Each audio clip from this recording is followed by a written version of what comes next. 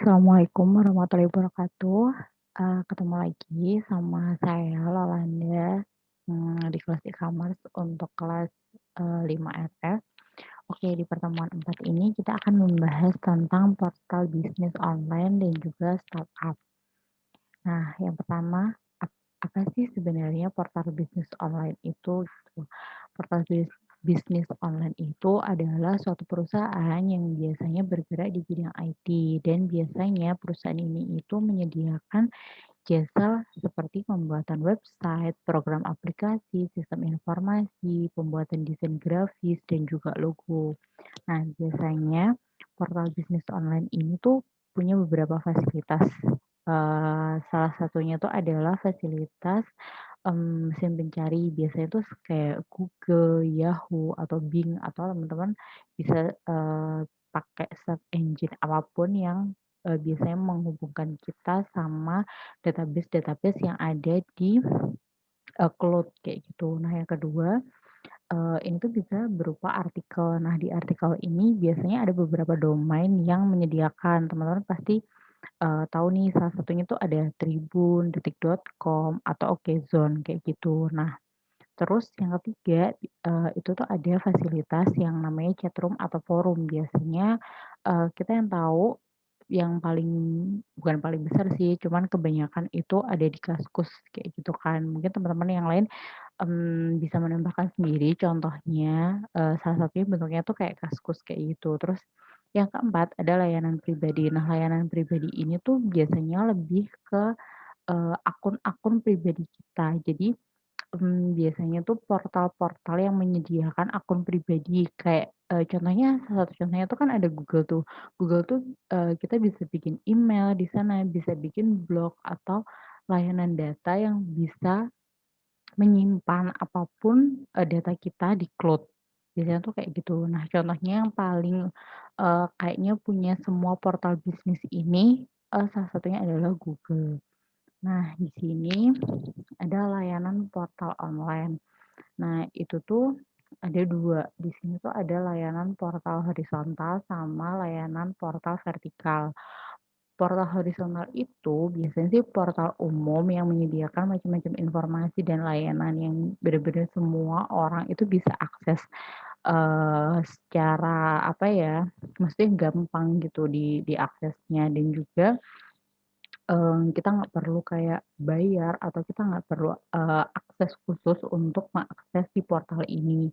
Nah, yang kedua itu tuh ada portal vertikal. Portal ini diberikan, layanan pribadi atau informasi, tapi biasanya tuh untuk kayak apa ya, khusus gitu loh bidangnya. Jadi kalau misalnya ada portal berita, kalau misalnya kita tuh, sukanya berita kuliner, otomatis tuh kayak, yang di-suggest ke kita itu tuh juga portal-portal berita kuliner gitu atau portal gaming. Nah, itu tuh vertikal artinya itu sama, kayak sama semua apa yang misalnya kita suka otomatis akan, eee, kita tuh disarankan untuk mengikuti itu, kayak gitu. Nah, ini tuh ada beberapa jenis-jenis portal online. Yang pertama ada portalnya pemerintah. Portal ini, dibuat pemerintah untuk memberikan informasi tentang situs kantor, atau tempat tinggal, alamat, kegiatan bisnis, tempat wisata. Kalau misalnya salah satunya yang bisa kita akses itu biasanya portal-portal pemerintah daerah yang menyajikan misalnya di suatu daerah itu kan, ada apa ya namanya, tempat wisata tertentu. Nah, biasanya tuh akan ada informasi, dibukanya tuh hari apa aja, jam operasionalnya itu jam berapa, kayak gitu. Dan itu tuh biasanya situs-situs resmi yang, dibikin domainnya itu khusus untuk pemerintah. Biasanya, dia tuh, pakai apa ya, kalau di pemerintah kalau pendidikan tuh biasanya kan kayak .ac.id. Nah, biasanya tuh AC itu, akademik yang biasanya, lebih identik dengan pendidikan. Nah, kalau untuk pemerintah itu kalau nggak salah tuh .gov atau government, seingat saya itu. Nah, yang lain, ada jenis yang kedua yaitu portal lokal. Portal ini menyediakan informasi tentang, suatu daerah. Biasanya sih oh iya, kalau sorry sorry, kalau pemerintah ini tadi tuh mungkin secara luas ya, kalau kita tuh ada di Indonesia gitu. Kalau portal lokal ini mungkin lebih ke daerahnya. Jadi misalnya kalau di Jawa Tengah itu, eee, apa aja yang biasanya nih hasil industrinya tuh apa, terus, cuacanya tuh seperti apa. Nah, lebih spesifik lagi mungkin, lebih ke kota kayak gitu ya. Jadi kayak, hari ini ramalan cuaca di kota A itu seperti apa, ramalan cuaca di kota B itu seperti apa. Nah, itu lebih ke portal lokal. Nah, selanjutnya ada portal perusahaan. Portal perusahaan ini biasanya memang dibangun eee, untuk memasarkan produk atau untuk branding lah istilahnya dan kita bisa akses, data apa aja yang perusahaan itu sediakan untuk bisa diakses oleh umum, kayak gitu, selain data pemasaran dari produknya mereka. Terus, yang keempat ada portal komunitas. Nah, portal komunitas ini berisi segala hal yang berhubungan dengan komunitas tertentu dengan fasilitas mengakomodasi dari komunitas tersebut. Jadi kalau misalnya tuh ada komunitas, biasa sekarang yang lagi hype itu adalah pesepeda gitu ya, mungkin ada komunitas, merek sepeda tertentu gitu. Nah, mungkin mereka itu akan, saling share tentang entah harga sepeda atau entah bagaimana perawatannya atau mereka ada jadwal touring kemana kayak gitu sih. Nah ini ada contoh umum penggunaan dari portal online. Nah, itu secara garis besar sih biasanya portal online ini tuh digunakan yang pertama untuk teknologi internet. Nah, teknologi internet ini salah satu contohnya seperti yang teman-teman tahu nih, teman-teman gunakan biasanya ada Google, Facebook, Instagram, atau untuk gaming itu ada Mobile Legends dan sebagainya, kayak gitu. Nah, biasanya kalau untuk, dan salah satunya, dikembangkan menjadi marketplace. Nah, marketplace yang udah kita pelajari sebelumnya kan, di sana ada kayak Tokopedia, Bukalapak, terus, ini yang ada juga pelaku jasa. Nah, kalau marketplace tadi kan biasanya kebanyakan tuh produk, ada barangnya gitu. Nah, ini tuh ada jasa, satunya tuh ada kayak Gojek atau teman-teman tahu kalau misalnya, aset itu Airbnb. Jadi Airbnb itu mirip kayak Traveloka sih, cuman, kebanyakan mereka itu adanya di, luar negeri. Biasanya kalau kita misal mau traveling ke luar negeri, kita sewa apartemen tuh biasanya kebanyakan, yang paling recommended menurut saya adalah pakai Airbnb itu. Nah, terus ada dagang online, contohnya kayak Zalora atau Hijab. Kenapa dagang online sama marketplace itu dipisah? Teman-teman udah tahu dong, apa namanya, bagaimana mengklasifikasikan mereka seperti di pertemuan sebelum-sebelumnya. Nah, selanjutnya ada untuk portal online itu juga untuk logistik. Nah, logistik ini teman-teman tahu seperti kalau misalnya kita beli, barang online, itu tuh ada JNT, terus bisa pakai GoSend, delivery. Kenapa sih kok ininya pakai online padahal mereka kan antarkannya tuh tetap gitu. Nah, online-nya itu kita tuh bisa lihat, kita bisa tracking barang kita tuh sampai mana, mungkin itu gambaran dari online-nya. Kalau dulu kan mungkin kalau nggak pakai, apa ya, teknologi istilahnya ya kita cuman kayak nunggu aja gitu, barangnya nyampenya kapan, kita nggak bisa tracking ini barang tuh sampai di mana, kayak gitu. Nah, yang selanjutnya ada fintech. Fintech ini adalah financial technology. Nah, fintech itu kalau misalnya di portal online ini digunakan kayak di sini kan, udah dituliskan kayak ada GoPay, ada Duku, ada Paytrend, ada apa ya, sekarang tuh OVO, terus, Jenius atau apa ya, pokoknya banyak banget kan sekarang, istilahnya yang, kita sedang mencanangkan untuk cashless. Jadi kayak dari mana-mana tuh tinggal scan barcode kayak gitu kan. Jadi mungkin untuk sebagian orang akan lebih memudahkan dalam, apa ya, istilahnya bisa mengimplementasikan yang namanya, portal bisnis online ini. Nah, selanjutnya ada biro iklan online. Nah, itu ada salah satunya contohnya adalah Google Ads, Criteo, Digital Efek, dan Bigevo. Itu, kalau teman-teman tahu biasanya, kalau kita di YouTube terus ada ads-ads gitu kan, biasanya YouTuber itu dapat, penghasilan tuh dari Google AdSense-nya itu. Nah, itu tuh, salah satu cara, biro iklan online. Lalu untuk selanjutnya media online-nya itu bisa dikategorikan sebagai konten kreator. Nah, konten kreator ini biasanya, lapaknya atau domainnya itu berisikan tentang, apa ya, artikel-artikel yang menyampaikan sesuatu gitu.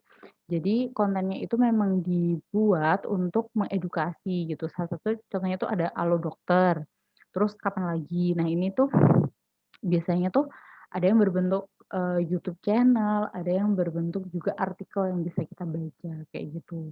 Nah selanjutnya, ini tuh, ada klasifikasinya, pengimplementasiannya itu berdasarkan hasil produk.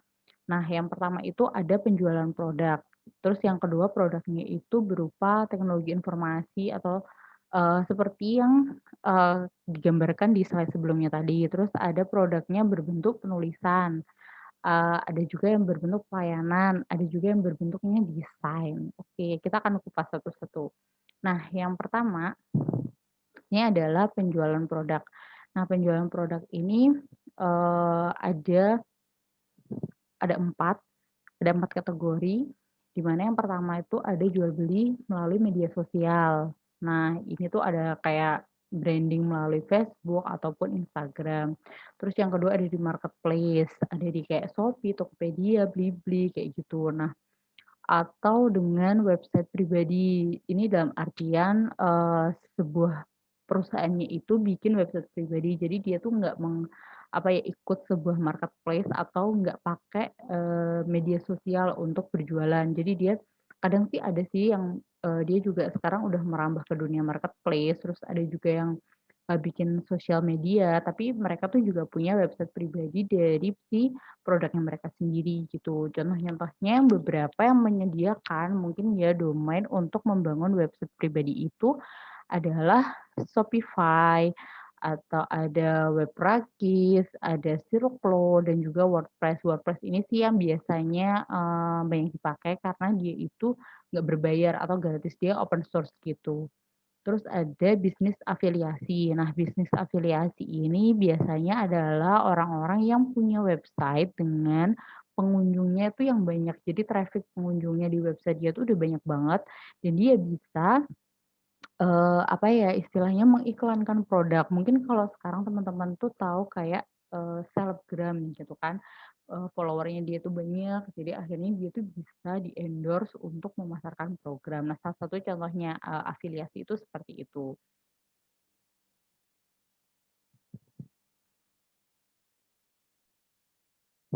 Nah, untuk selanjutnya ada, produknya itu berupa penulisan. Nah, berupa penulisan ini, eee, yang pertama itu dari blogger. Nah, blogger sendiri aplikasi apa atau, website apa yang sering digunakan, ada Google Blog. Google sudah, apa ya, istilahnya dia punya salah satu, aplikasinya yang bisa kita gunakan untuk menulis.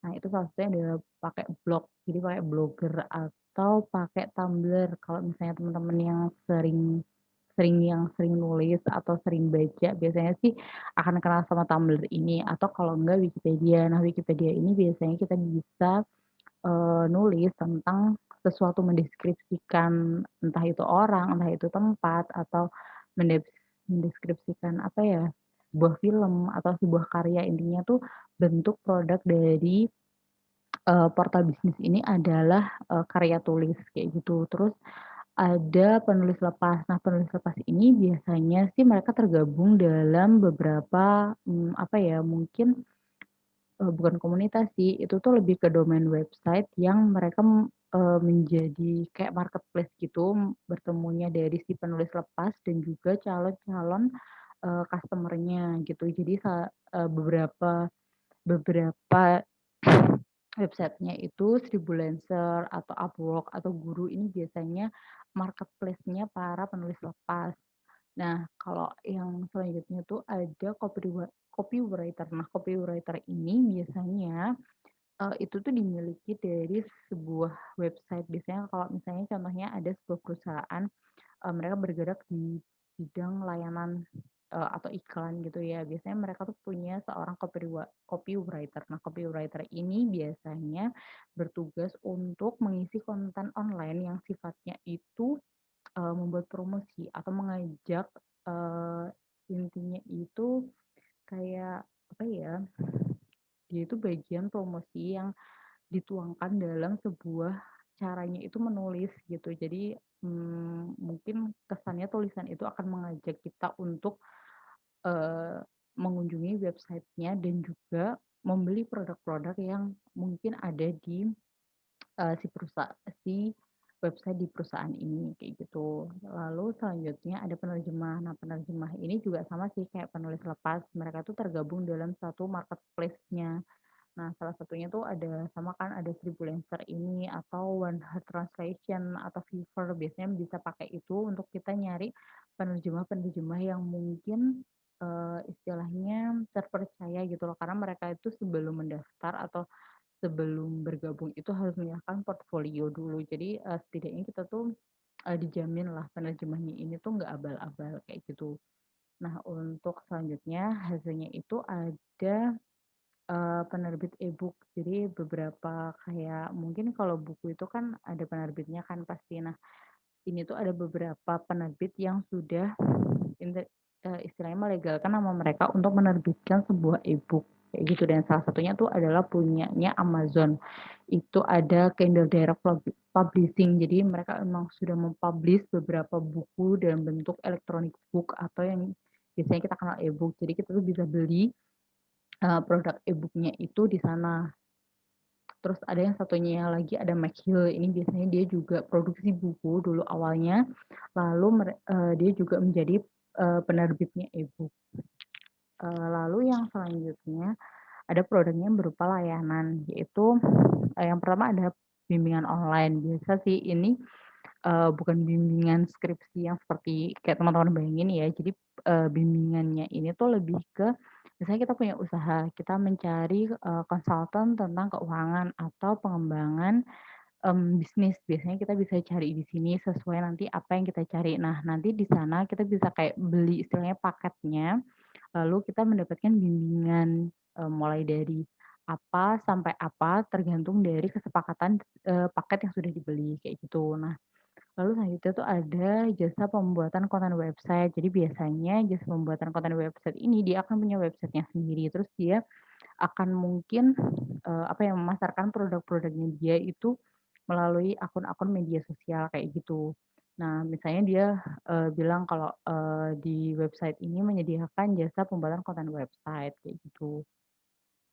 Lalu ada jasa konsultasi. Nah, jasa konsultasi ini biasanya, hampir mirip sama pembimbing online gitu, cuman, biasanya kebanyakan sih jasa konsultasi di sini itu dia lebih ke website atau pengembang web development gitu ya, yang dia tidak tergabung dalam marketplace-nya web development. Sementara yang jasa web development ini kan mereka punya marketplace-nya sendiri sama kayak yang penerjemah tadi. Jadi, mereka itu sebelum gabung akan, diminta portfolio kayak gitu. Jadi, lebih terpercaya sih menurut saya, apabila kita, kayak cari web development itu melalui marketplace-nya web development sendiri.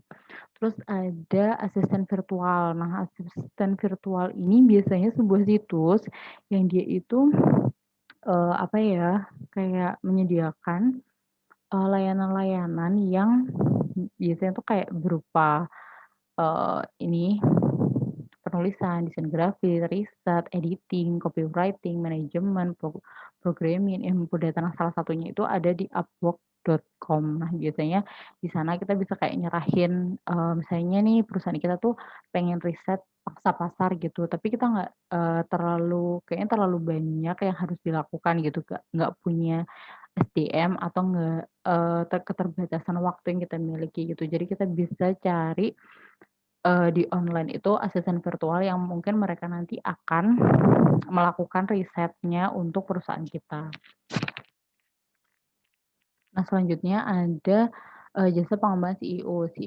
SEO ini adalah search engine optimalism. Jadi, eee, pengembangannya itu berupa, jadi biar perusahaan kita itu kalau dicari kata kuncinya tuh selalu keluar. Itu adalah salah satu cara optimalisasi bagaimana perusahaan atau website kita itu kalau misalnya ada orang search, misalnya dengan kata kunci, mmm, jasa jasa jasa pembuat website gitu ya, otomatis nanti perusahaan kita yang akan keluar paling atas itu adalah salah satu, pengembangan dari SEO. Terus, selanjutnya ada advertising, jasa digital advertising itu sama kayak, yang di YouTube, kita tahu di YouTube, di Instagram gitu kan pakai Google AdSense atau ada juga, Google AdWords namanya.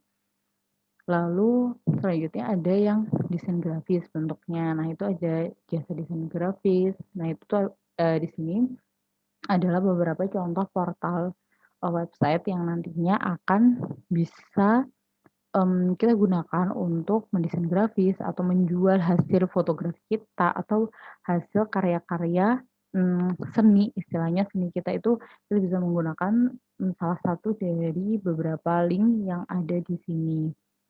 Nah, selanjutnya ada startup.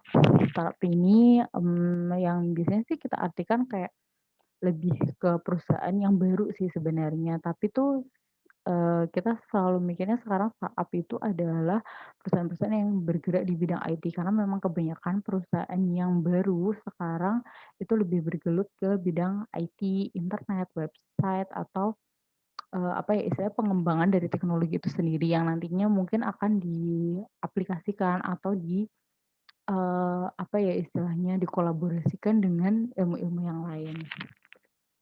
Nah, karakteristik dari startup itu sendiri adalah perusahaan yang memiliki kurang dari $100.000 per tahunnya pendapatannya.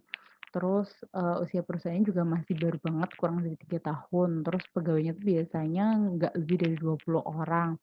Perusahaannya juga masih sangat dalam tahap perkembangan, jadi masih kayak perlu banget untuk mengembangkan.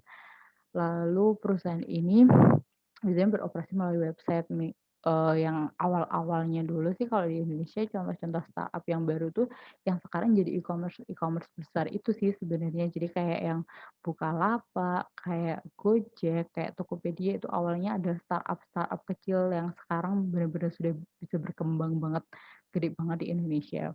Terus perusahaan ini beroperasi di bidang teknologi. Jadi mereka tuh memberikan inovasi-inovasi baru gitu berupa, teknologi ini tuh bisa kita gunakan atau implementasikan itu di mana gitu. Lalu ada produk yang dihasilkan ini berbentuk digital, ya karena kalau mereka sekarang tuh produknya tuh lebih ke, e-commerce, terus bisa bikin aplikasi yang bisa kita pakai dengan lebih mudah lagi, dalam bentuk mobile application.